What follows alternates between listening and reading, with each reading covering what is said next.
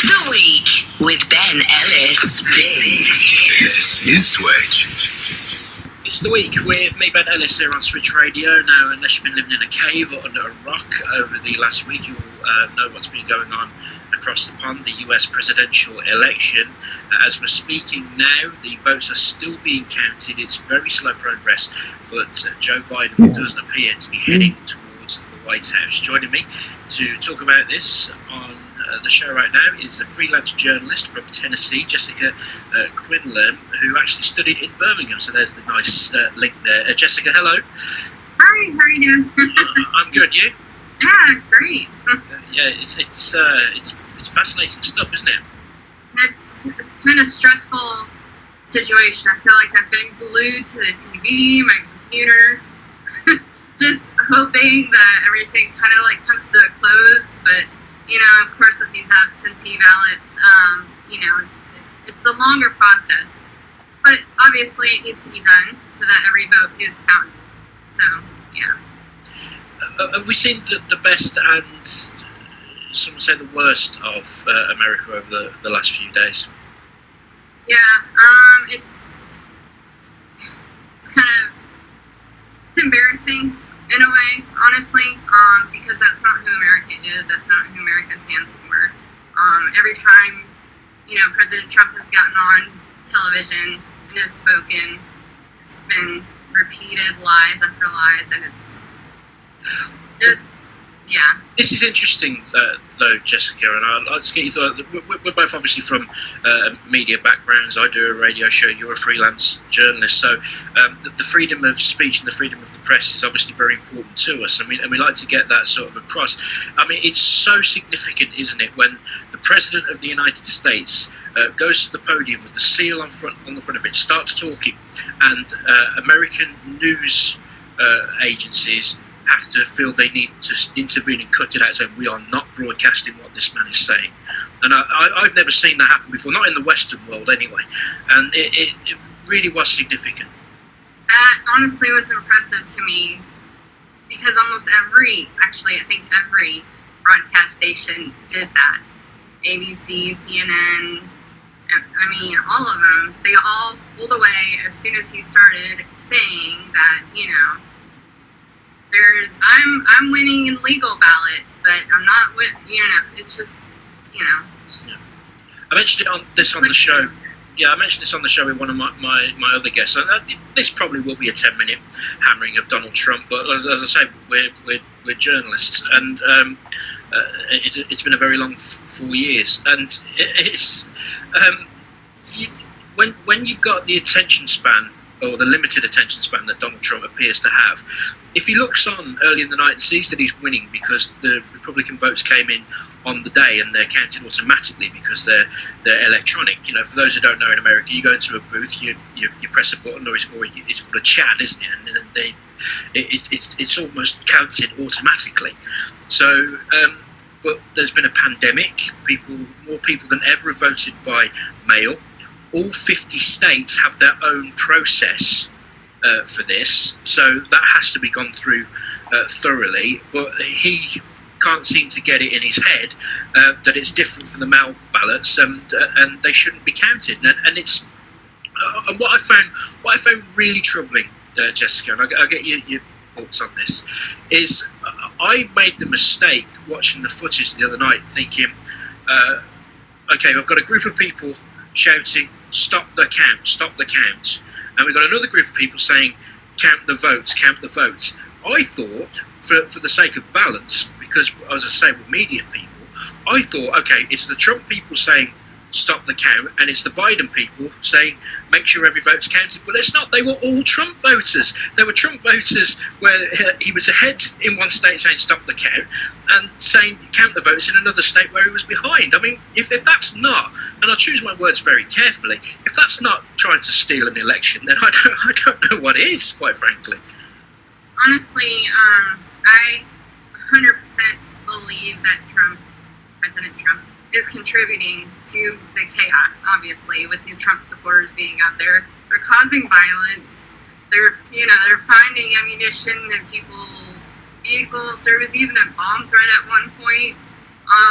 It's just, I mean, it was found out later on that that was not true, but it's just, he is instigating so much, and it's just, like I said before, it's just an embarrassment because it's not what America stands for. And it's honestly, when Biden got on the stage and, you know, did his speech last night, it was almost like kind of refreshing just because, you know, there was no lies. He was calm, you know, and that's, you know, that's what America stands for, not this chaos, erotic behavior, you know? Yeah. And I think that's the point as well, isn't it, Jessica? That, okay, Mr. President, if you're going to make these allegations, please provide us with some evidence as to where this is happening, and we'll take it seriously. Yeah, if you're not going to do that, then no. He has absolutely no evidence to stand on. And a lot of lawyers won't even take his case or even want to push forward with what his accusations are because he has no evidence. I sense the emotion in your voice, Jessica. Yes, it's been it's been very stressful, but yeah. Just from yourself, you're from Tennessee. Yeah, I am. Whereabouts in Tennessee? I don't know it, so I'm from Cleveland, Tennessee, which is about 2 hours from Atlanta, Georgia. Just to give you a really good idea of where I'm from. So from where you're from is very much sort of Republican territory then, traditionally in the way it's voted. I'm obviously not talking about yourself there, but so to see, as I say, as we're talking now, just on the border, that a Democrat candidate could be taking Georgia for the first time since the days of Bill Clinton. I think that is significant, isn't it? Yeah, and that's one thing that, you know, Biden pointed out last night. Like, yes, this is the first time in decades that the Democratic Party has taken over that state. So it's significant, and, you know, it shows that people need change. You know, in terms of the COVID, they want the coronavirus, you know, pandemic to get handled, and, you know, the White House has honestly admitted they don't want to control it. They're wanting to wait on the therapeutics. They're wanting to wait on the vaccines, and we can't count on that. We have to take other measures, and that's something that, you know, obviously President Trump is failing to do in a lot of areas. But yeah. Well, so we get accused of fake news all the time, and it even happened in this country the other morning when Piers Morgan was talking to Nigel Farage about the president mentioned disinfectant and inhaling, maybe taking it in. Apparently that was fake news. He didn't do that. He did. He was joking. Yeah. But we can roll off a list. It's going to go away by Easter. We can inject ourselves with this bleach, or it will be gone in a minute. A vaccine is literally around the corner. I've had this and I've recovered. I've had the best care in the world. You can't have it, obviously, and now I'm immune. And I just, is it not worrying, Jessica, that one person can say this and not feel any kind of sort of remorse or responsibility for what he says and what he does? Or is it more worrying that the best part of 70 million people have bought into it? Sorry, what was the question? Oh, I'm not sure. Is it not more troubling that one person can, yes, is in a position of power and he can start spewing out all kinds of conspiracy theories, which is what he does, or just say anything that he doesn't feel he needs to be held accountable for? Is it not that? But is it not more that 70 million people still bought into that? Is that not worrying as well?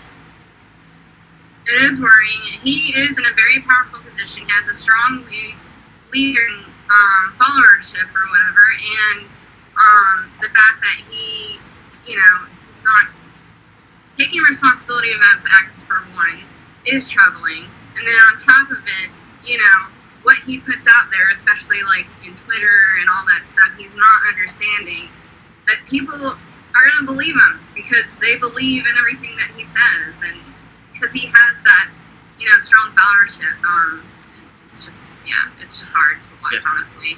Yeah, I think we're in danger as well of irritating some of our own audience here. There are Trump supporters in this country as well. You read social media, you say, yeah, we wish we had a leader like Donald Trump and what have you. But I just found it was significant watching the British coverage on election night, Jessica, that I've never seen before in any Western democracy an election where a breakdown in the demographic of the vote is determined by whether or not the voters had a college education or not.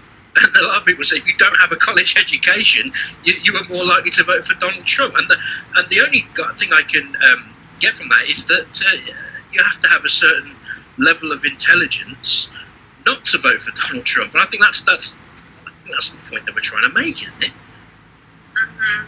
Yeah.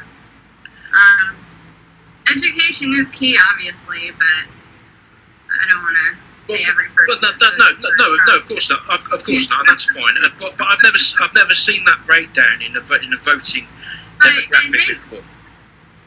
Yeah, I mean, like I said, that he has such a strong followership, and so because of all of his accomplishments, but he's also had some other setbacks as well. But other people like to look at his accomplishments, and so that's highlighted more than anything, and so they're like, oh, he's gotten this far, so we should believe this guy. He's done all this amazing stuff, and he's now president. And there's a lot more beyond that, I think, Yeah. I think. And the bottom line is you need a leader. You need someone who's going to step up to the plate and lead. And the point as well is it's not just going to go away with Joe Biden either. There's a long road ahead of America to. Oh yeah, if he more, obviously he has a strength. He will become president. Because of the strong lady. I know we're still. Biden has said, I'm not calling anything until all votes are counted, which is how it works, obviously. But and when he does get in office, it's to be expected. He's going to have a hard road. It's going to be hard, but, a lot of people who voted for him believe he can do it, Okay, So that's fine. So obviously we wanted to talk about it's the major story in the world this week. Generally on this show we talk about big stories from Birmingham from across the last 7 days, but it's been kind of dwarfed by what we've been seeing in America. So I thought we need to get somebody on who knows about this, but has a connection with the city of Birmingham, and put it in the old Google machine, and it came up with the name Jessica Noel Quinlan, who became a freelance journalist. And no, thank you very much, and I appreciate you responding to our request. So, yeah, you studied in Birmingham. Yes, I did. I originally came over here because my husband got a job at JLR, and he's from Brazil. I'm from America. We have a story. But so we ended up here and, ended up going to Birmingham City University, got a degree in multi-platform mobile journalism. And so now we've decided to make this our new home for right now anyways. Yeah. So is your husband still at JLR? Yeah, he is. Solihull. He's Is that Solihull or Castle? Sorry, say that one more time. Is that the Solihull branch or Castle Bromwich? I think it's the Castle Bromwich. He moves around a lot. As of right now, though, he's working from home. Of course, yeah.